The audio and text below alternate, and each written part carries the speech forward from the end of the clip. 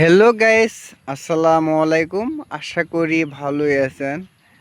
আমি মোহাম্মদ মনির হুসাইন চলে আসলাম আপনাদের মাঝে আমার বিশাল বড় পেঁপের বাগান নিয়ে। অনেক বড় এরিয়া নিয়ে আমার এই বাগান। অল্প দেখেন আপনারা, অল্প খরচে পেঁপের বাগানের কিভাবে লাভবান হবেন তা আমি আপনাদের জানাবো। আপনারা সবসময় আমার পাশেই থাকবেন।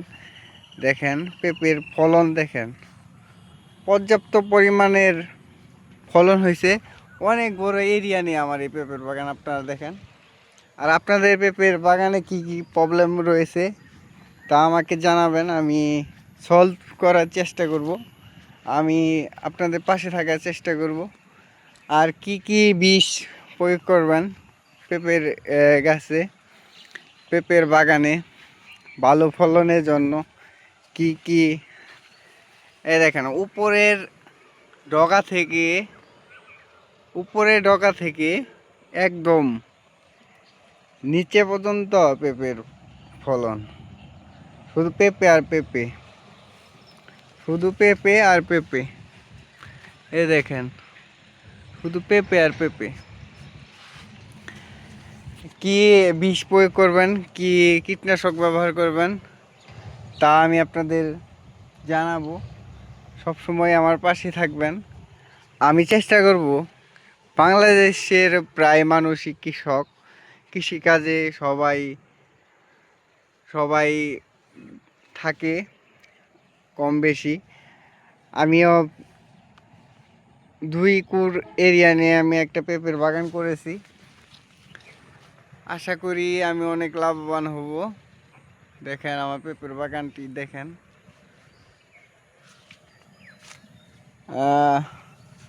কি কি কীটনাশক করবেন, ব্যবহার করবেন তাও আমি আপনাদের জানাবো, আপনারা যদি আমার পাশে থাকেন। আর পেঁপে চাষ করে অল্প খরচে কিভাবে লাভবান হওয়া যায়।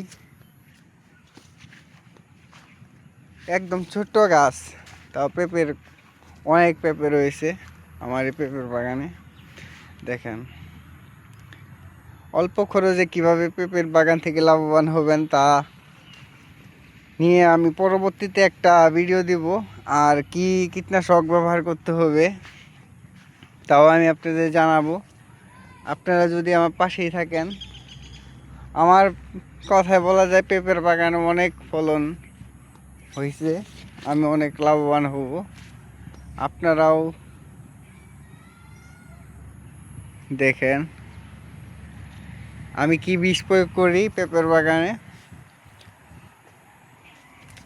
সব কিছুই আপনাদের বলবো পরবর্তী ভিডিওর মাধ্যমে। সবাই পাশেই থাকবেন, ভালো থাকবেন। ধন্যবাদ। আসসালামু আলাইকুম।